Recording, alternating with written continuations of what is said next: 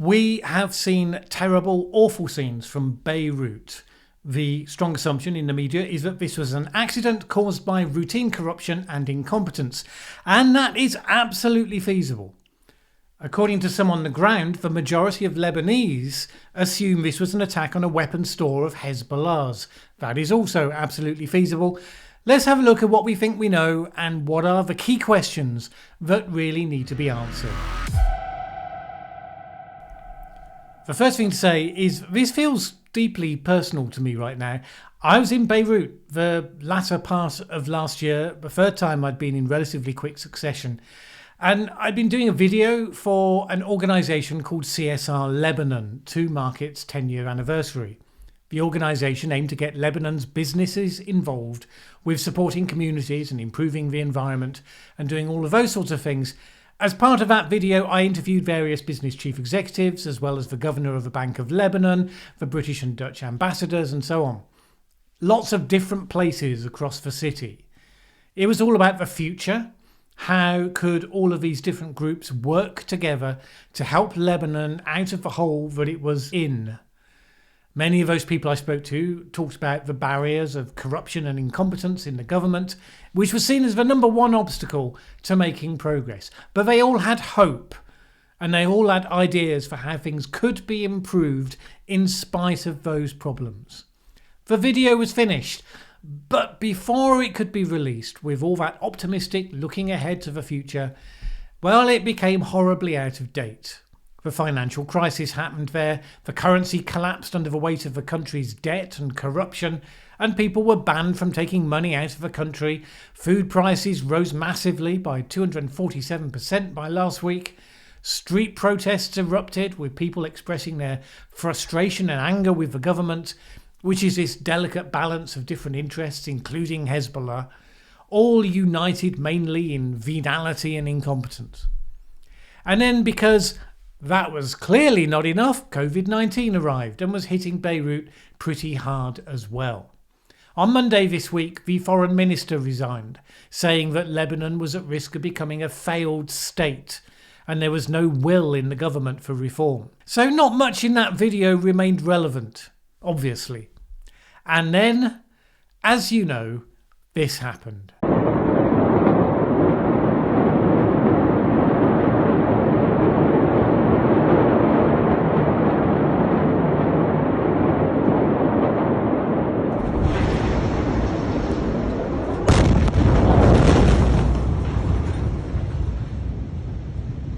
Beirut is a relatively small, compact city, and the reach of the damage from the explosion basically covered the whole place.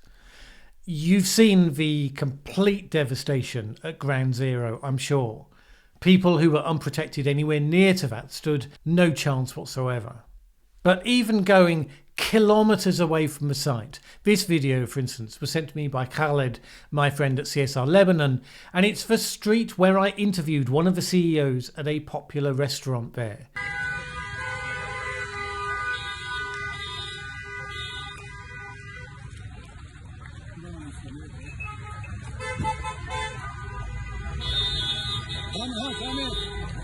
And it's just reflective of the scene on most of those streets. The port of Beirut, which was the major point of entry for much of the country's food and much else besides, completely destroyed. That one building that is just about standing, that was close to the blast, was a grain store. All of that was destroyed, leaving less than a month's grain reserves in the country as a whole. Between 250,000 and 300,000 people have reportedly been left homeless, roughly 10% of the city's population. 3 of the city's hospitals were destroyed, so patients had to be evacuated to other hospitals, 2 of which were also partially destroyed. At the time of making this, 157 people are known to have died. But that number is just going to go up, I'm afraid. So that's the awful situation. And if you've been following the news, it's all pretty familiar, I expect. Well, let's go through what we know, and we'll look at the evidence in favour of the 2 main theories and the big open question that needs to be answered. First of all, we know that the centre of the blast was the warehouse, Warehouse 12. And we know that predominantly the warehouse was filled with ammonium nitrate. There's a couple of pieces of concrete evidence that this was actually the case. First, there was a story in an industry journal from 2015 about how the Rosas, a ship flying the Moldovan flag, headed to Mozambique, was forced to call into Beirut due to mechanical difficulties. The ship was in a bad state, and when it was inspected by port authorities, it was forbidden from carrying on its journey. The crew complained of not having been paid, and with various debts still outstanding, the owners of the ship decided to cut their losses and abandon it and its cargo, which was 2,750 tons of ammonium nitrate. The captain, Boris Prokoshev, said at the time, "We've been abandoned, living with no wage on a powder keg for the last 10 months. The Russian media dubbed the ship a floating bomb." So it's not as though there was any ambiguity about what was being dealt with. Ammonium nitrate is often used for fertilizer, but can also be used as an explosive. It's relatively stable, but needs to be stored properly. It was taken from the ship and loaded into Warehouse 12. This photo emerged that seems to show large bags of the substance being loaded or having been loaded into the warehouse. It has the brand name Nitropril on the bags, which is the brand name of a form of ammonium nitrate manufactured by Orica. It actually misspells the brand name, which is Nitropril with one L, not two.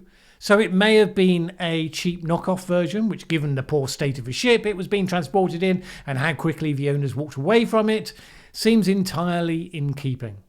The blogger Bellingcat showed that from features visible in the photo and in footage of the original fire in Warehouse 12 before it exploded, this was clearly the same building. The other thing we know is that there is public record of the director of Lebanese customs asking for a solution to the cargo, according to Al Jazeera. In 2014, he sent a letter addressed to an unnamed urgent matters judge asking for a solution to the cargo. Customs officials then sent a further 5 more letters between December 2014 and October 2017 asking for guidance and warning about the danger that the materials posed.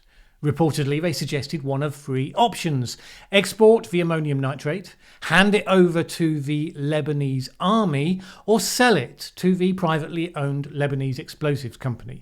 One letter in 2016 noted that there had been no reply to previous letters and said this: "In view of the serious danger of keeping these goods in the hangar in unsuitable climatic conditions, we reaffirm our request to please request the Marine Agency to re-export these goods immediately to preserve the safety of the port and those working in it, or to look into agreeing to sell this amount to the Lebanese explosives company." According to the independent newspaper, a team inspected the ammonium nitrate being held in the warehouse early this year and warned it would blow up all of Beirut if it was not moved. The paper said this was according to a source close to a port employee. I've not seen that anywhere else. I don't know if that might be an employee being wise after the event. There's no documentary evidence of it, but the letters we do have nevertheless make the point. But by Tuesday, 4th of August 2020, it was still there. This then is what we know. Around 6 p.m. local time, something happened. I can't be more specific than that. There were reports of the sound of an initial explosion, which quickly became a fire. Unfortunately, this fire burned for a while. Unfortunately, because it meant that fire crews came to tackle the fire. They didn't stand a chance, as you can imagine. Video footage shows that while the fire was burning, there were mini flashes and pops going on in the building. And then once the fire had reached a certain intensity, it reached the point where it would ignite the ammonium nitrate, and up it went. The red-coloured flame is apparently consistent with explosion coming from ammonium nitrate. If the material had been weapons grade, apparently, the smoke would have been black, not red, according to explosives experts. Also, if you calculate the equivalence to TNT that you would expect from the known quantity there was of ammonium sulfate, it does match fairly well the size of the blast and its impact. And this has left us with 2 theories about what just happened. One of which is overwhelmingly the one that's been presented by the mainstream media, and one of which is, I am told anyway, very strongly believed by many of the Lebanese. Theory number one, this is routine corruption and incompetence. The port approached the authorities to get this material sorted out, whether because they couldn't be bothered or because they wondered whether they might personally profit from its sale. It didn't happen. And then because, presumably more incompetence, a dreadful accident took place. Theory number two, the port was known to be a place of significant influence for Hezbollah. This was a weapons and explosive storage operation, and either through accident or because of an attack by Israel, up it went. Apparently this image has been shared widely amongst Lebanese. The hat on the top of the cloud is meant to give the likeness of Hassan Nasrallah, the leader of Hezbollah in Lebanon. There are certain things that support each theory. Supporting the former, the letters from the port authorities, obviously, to the judges pleading for the material to be dealt with, that certainly supports it. The fact that it seemed to be a relatively open location, which you might think would not be the case for a Hezbollah munitions store, seems to be suggestive. Israel said it had nothing to do with events, which of course you'd expect. But the government also said very early on that Israel wasn't involved. Now that one you can take either way, as we'll come to. On the other side, for theory number two, there's a couple of really odd questions that need to be answered. First, what were those flashes and mini explosions that were seen and heard during the initial fire? Many have suggested these were fireworks, which could well be the case. Fireworks are very popular in Lebanon. And it's just one more layer of incompetence that they were storing fireworks next to the ammonium nitrate. But given that the customs authorities were sending letters pointing out how dangerous the material was, is it really likely that fireworks would be stored there by the same people? I don't know. If there were other weapons belonging to Hezbollah stored in the same location, that could certainly be an alternative explanation that would fit those facts. Secondly, the government very quickly confirmed that what had exploded was this shipment of ammonium nitrate. If this was really a story of routine incompetence and orphaned cargo that nobody wanted much to know about, wouldn't it have taken them a bit longer to establish that was what it was? Wouldn't they have had to interrogate buried files in filing cabinets trying to uncover it? Maybe, maybe not.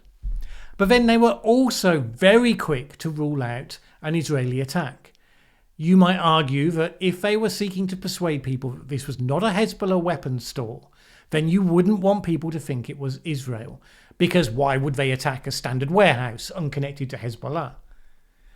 The key question comes down to this, and it's a question that the majority of the mainstream media seem to be remarkably incurious about. How did it start? What started the fire? There were reports of an initial explosion, but we don't know what it was. Apparently the government at one point suggested that someone had been doing some welding, and maybe this set off fireworks which created the fire. Well, it's feasible. Who was it? I mean, sadly, got to be a good chance that anyone who was doing that might not still be with us. But who was he? Where's his family to confirm that that was what he was doing?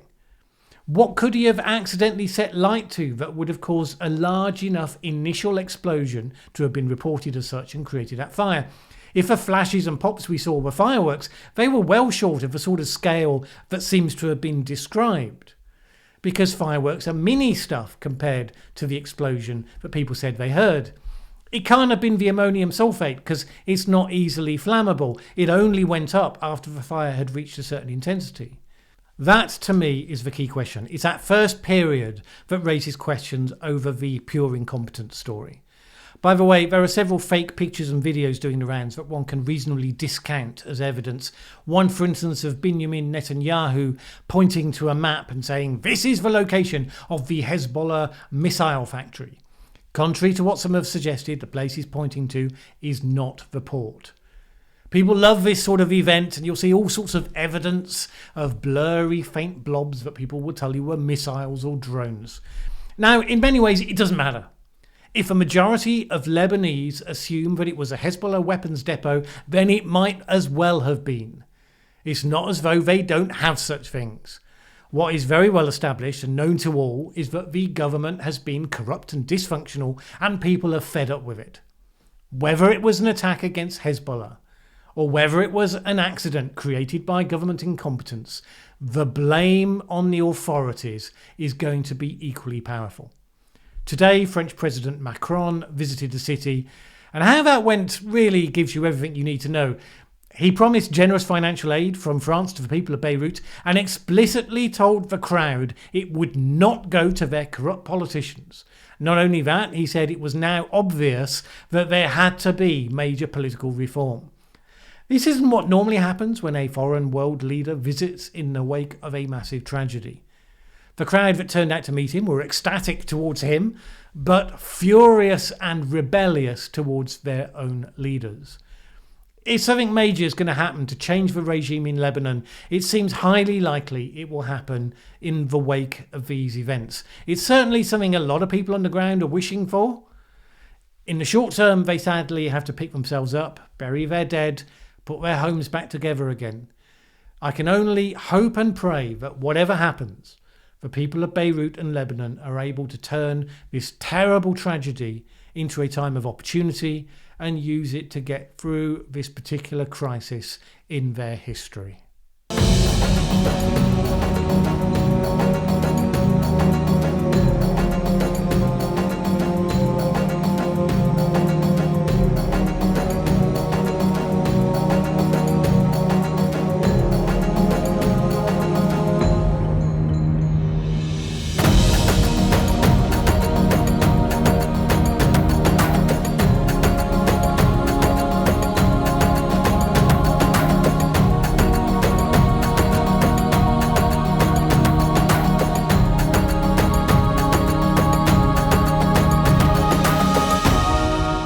Community in Lebanon, the majority of them, they are warriors. They are fighting to live at the end. They are fighting to sustain.